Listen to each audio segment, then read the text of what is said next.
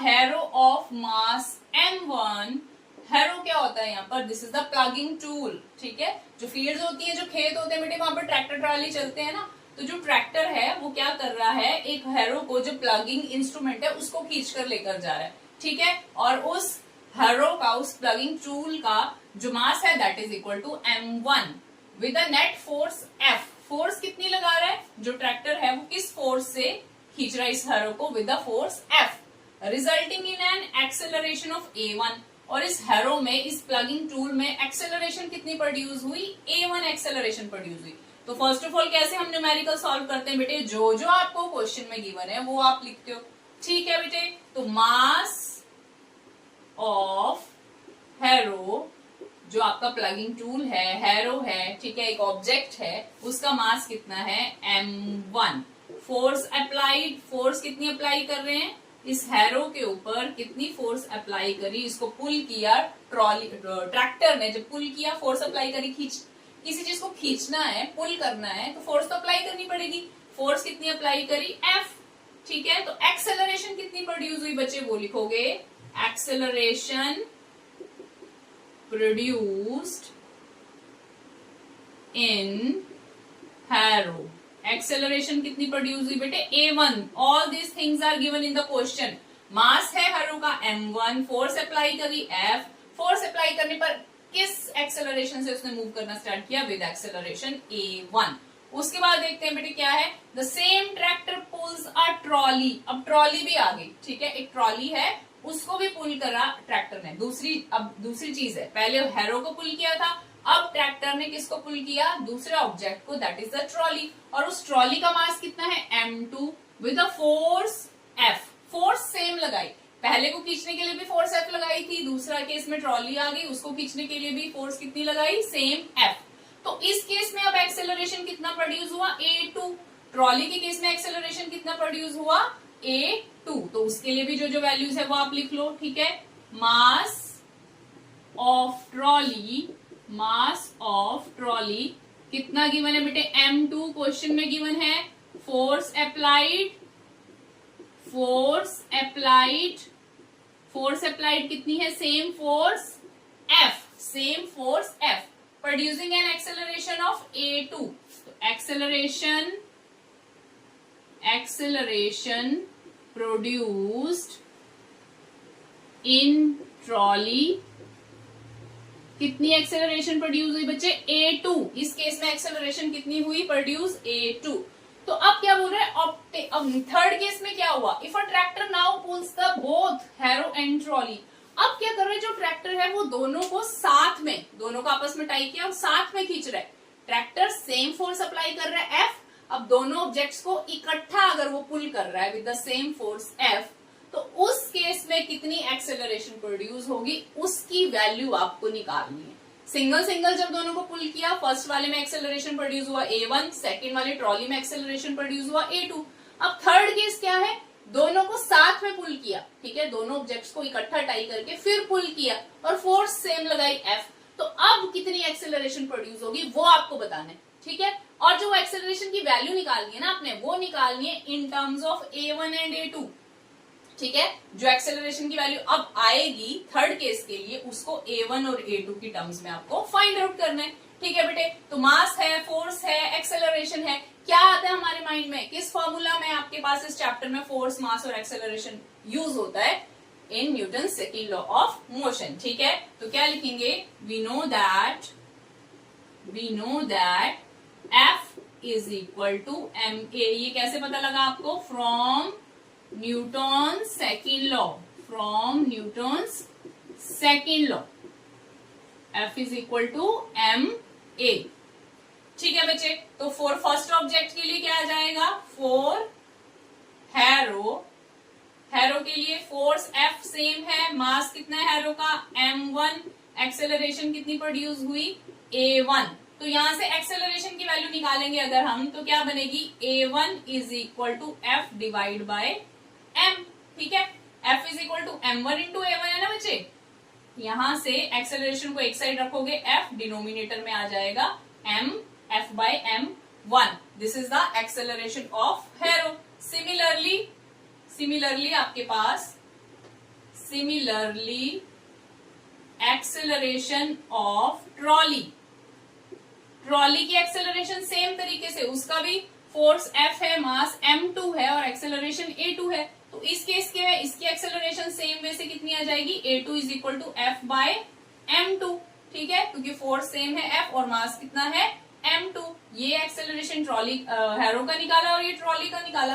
अब combined acceleration निकालना है बेटे आपको, ठीक है, कंबाइंड एक्सेलरेशन निकालना है जब दोनों ऑब्जेक्ट्स को पुल किया, ठीक है।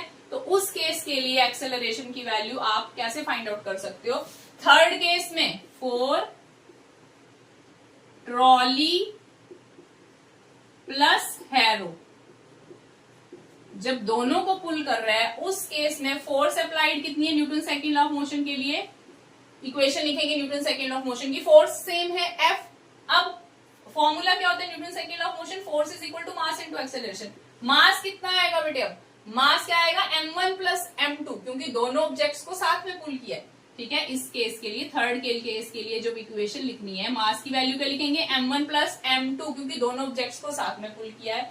और एक्सेलरेशन हमें पता नहीं, तो हमने सपोज कर लिया एक्सेलरेशन कितनी प्रोड्यूस हुई a, ठीक है। आपने क्या सपोज कर लिया, एक्सेलरेशन कितनी प्रोड्यूस हुई a। तो यहां से एक्सेलरेशन की वैल्यू कितनी आ गई हमारे पास, a यहीं रहने देंगे, f डिनोमिनेटर में क्या आ जाएगा m1 प्लस m2, ये वैल्यू आई है आपके पास एक्सेलरेशन की। बट उन्होंने क्या बोला आपको, एक्सेलरेशन फाइंड आउट करनी है in terms of m1 and m2, m1 और a1 एंड a2 की टर्म्स में आपने एक्सेलरेशन फाइंड आउट करनी है बेटे। तो उसके लिए क्या करोगे, यहाँ पर m1 और m2 की वैल्यू पुट कर दोगे इन दोनों इक्वेशन से, ठीक है। इस इक्वेशन से भी m1 की वैल्यू निकाल सकते हो, इस इक्वेशन से भी आप m2 की वैल्यू निकाल सकते हो। तो वैल्यू पुट करो, क्या बन जाएगा, a is equal to F upon m1।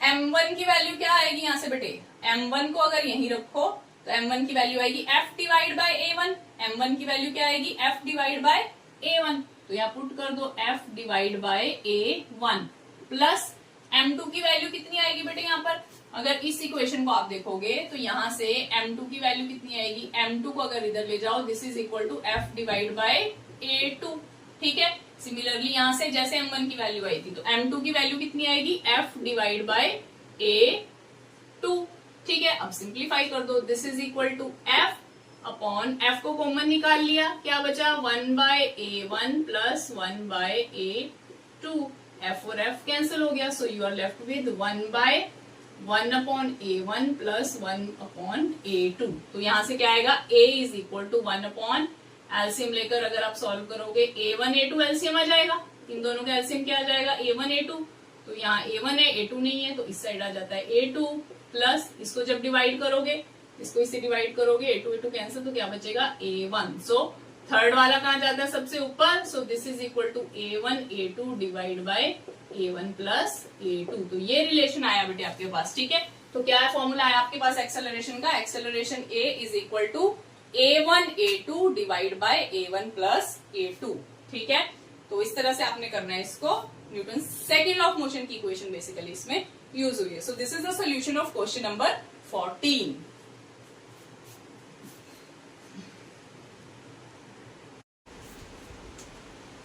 Yes, बेटे, so this is the last question, last unsolved question of this chapter। तो जल्दी से स्टेटमेंट देख लेते हैं। स्टेटमेंट क्या है, when a pole of a bar magnet, this is the bar magnet, पता है इसके बारे में, bar magnet has two poles, north pole and south pole, like pole repel each other, unlike pole attract each other, ठीक है। when a pole of a bar magnet is brought close to a magnetic compass, so this is magnetic compass, compass needle होता है ना ये, ठीक है, जो compass needle है जिससे हम डायरेक्शन चेक करते हैं कौन सी डायरेक्शन है, ठीक है।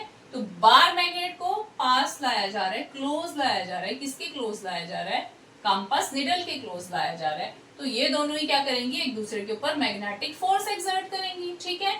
A bar magnet and compass needle exert a magnetic force on each other, एक दूसरे के ऊपर मैग्नेटिक फोर्स लगाएंगी। ये भी मैग्नेट है और इसके अंदर भी छोटी सी एक मैग्नेट होती है, मैग्नेटिक नीडल होती है, ठीक है। तो as per Newton third law of motion, both the forces are equal in magnitude but opposite in direction. तो बोल रहा है दोनों ही ऑब्जेक्ट, ठीक है, दोनों ऑब्जेक्ट जब एक दूसरे के पास, ये तो फिक्स रखा हुआ एक जगह पर, बार मैग्नेट को इसकी तरफ लेकर आ रहे हैं, ठीक है, बार मैग्नेट को, this is the bar magnet, ठीक है, this is the bar magnet and this is the compass needle. तो बार मैग्नेट को कंपास निडल के पास लेकर आ रहे हो तो दोनों एक दूसरे के ऊपर फोर्स एक्सर्ट करते हैं बेटे, ठीक है। तो बोल रहे Newton third law of motion के अकॉर्डिंगली क्या होना चाहिए, हम Newton third law of motion की क्या स्टेटमेंट बोलते हैं कि दो ऑब्जेक्ट जब आपस में कांटेक्ट में आने लगते हैं तो वो क्या करते हैं, वो एक दूसरे के ऊपर इक्वल फोर्स एक्सर्ट करते हैं, ठीक है, और उस फोर्स की डायरेक्शन क्या होती है, ऑपोजिट होती है। तो बोल रहे हैं however compass needle moves whereas the bar magnet does not move, explain why. बोल रहे कंपास नीडल तो मूव करता है बट बार मैग्नेट मूव नहीं करता, इसका रीजन क्या है। कंपास नीडल की तो मोशन हो जाती है, मूवमेंट होती है इसमें, बट बार मैग्नेट की मूवमेंट होगी नहीं, इसका क्या रीजन है। तो क्या रीजन होगा बेटे, Newton third law of motion के अकॉर्डिंगली ये ठीक है कि जितनी फोर्स बार मैग्नेट नीडल के ऊपर लगा रहा है उतनी ही फोर्स नीडल जो ये कंपास नीडल है वो बार मैग्नेट के ऊपर लगा रहा है, ठीक है, जब ये दोनों एक दूसरे के पास आ रहे हैं या इसको इसके पास लेके जाया जा रहा है क्वेश्चन के अकॉर्डिंगली। तो बार मैग्नेट क्यों नहीं मूव किया बेटे, तो इसका रीजन क्या हो सकता है, आपको मैंने पहले ऑलरेडी भी बताया है, from Newton's second law of motion, from Newton's second law of motion F is equal to ma, ठीक है।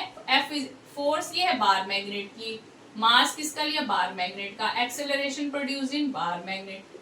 F कंपास नीडल के लिए ले लो, same formula, Newton second law of motion, mass of compass needle, acceleration of compass needle, ठीक है।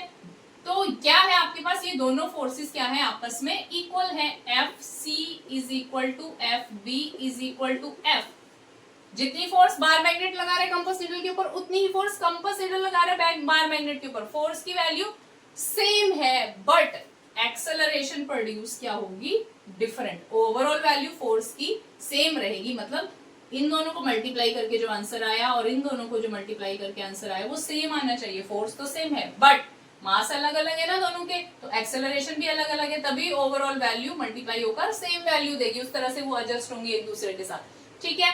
तो अब बार मैग्नेट क्या है आपकी, हैवी है as compare to the compass needle. Compass needle अगर आपने देखी बिल्कुल छोटी सी स्मॉल सी होती है, बिल्कुल लाइट वेट होती है, तो ये काफी स्मॉल है और बार मैग्नेट हैवी है, ठीक है। तो हैवियर ऑब्जेक्ट में क्या होता है, एक्सेलरेशन कम प्रोड्यूस होती है, हैवियर ऑब्जेक्ट में एक्सेलरेशन कम प्रोड्यूस होती है, acceleration is inversely proportional to the मास।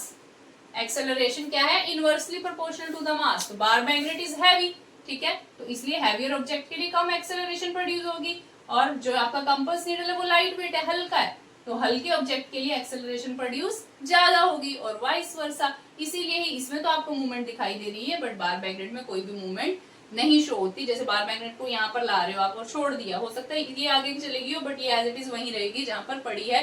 क्या रीजन है, इसका रीजन है इनके मासेस का अलग अलग होना, मास अलग अलग होने की वजह से एक्सेलरेशन अलग अलग प्रोड्यूस होती है। मास ज्यादा है तो एक्सेलरेशन नेग्लिजिबल है जो कि विजिबल नहीं है। So this is the reason और this is the explanation behind question number 16, ठीक है। तो लिखने में क्या लिखोगे, यहां पर लिखने के बाद force is same, force is same but as acceleration is inversely proportional to the mass, movement